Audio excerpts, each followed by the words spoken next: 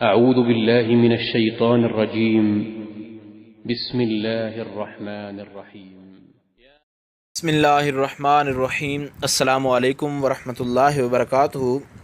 بات کریں گے آج خواب کے اندر کھانے کے حوالے سے کہ اگر کسی نے خواب کے اندر کھانا کھایا ہے تو اس کی کیا تعبیر ہے، اچھا ہے اس کا کھانا یا برا ہے، اس حوالے سے مکمل طور پر جو وضاحت ہے وہ کریں گے اور مجموعی تعبیر جو ہے وہ انشاءاللہ تعالیٰ آپ کو بتائی جائے گی۔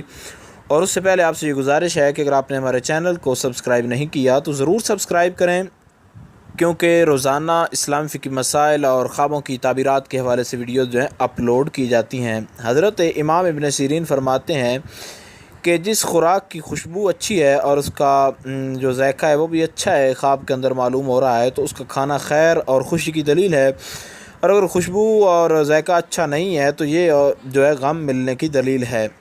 حضرت ابراہیم کرمانی اس کی تعبیر یہ بیان فرماتے ہیں کہ اگر خوراک میں مزے لے رہا ہے، یعنی کھا رہے میں اس کو خوراک اچھی لگ رہی ہے، تو یہ اس کی شادی کی دلیل ہے، اور اگر شادی شدہ ہے تو مال ملنے کی دلیل ہے، اور اگر ترش ہے اور تلخ ہے تو یہ غم اور دکھ کی دلیل ہے، اور اگر خواب میں کھانے کی چیز کو فروخت کرنے والا یا بات کرنے والا آدمی دیکھے، یعنی خواب میں چیز کو جو فروختیں، جو کھانے پینے کی چیزیں فروخت کرتے ہیں ان کو دیکھے، تو ان کا جو دیکھنا ہے یہ بھی جو ہے وہ غم کی دلیل ہے۔ البتہ اس میں بعض اہل تعبیر یہ بھی فرماتے ہیں کہ اگر ان کو دیکھے کہ ان سے کوئی چیز یہ خرید رہا ہے فروخت کرنے والے سے، تو پھر جو ہے اس کی بھلائی کی تعبیر ہے اور اس کو مال ملنے کی دلیل ہے۔ امید کی جا سکتی ہے خواب کے اندر کھانے کے حوالے سے جو مجموعی تعبیر تھی اس کی آپ کو سمجھ آ گئی ہوگی۔ پھر بھی اگر آپ کو کوئی ڈاؤٹ وغیرہ ہو تو آپ نیچے کمنٹ میں پوچھ سکتے ہیں، انشاءاللہ العزیز آپ کو آگاہ کر دیا جائے گا۔ السلام علیکم ورحمۃ اللہ وبرکاتہ۔